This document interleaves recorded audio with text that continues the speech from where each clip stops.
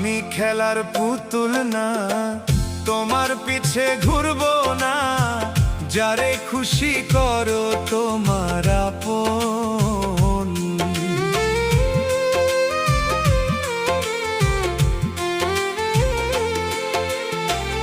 আমি খেলার পুতুল না, তোমার পিছে ঘুরবো না। যারে খুশি করো তোমার আপন। আমি আপন ছিলাম না, আপন হইতে পারলাম না।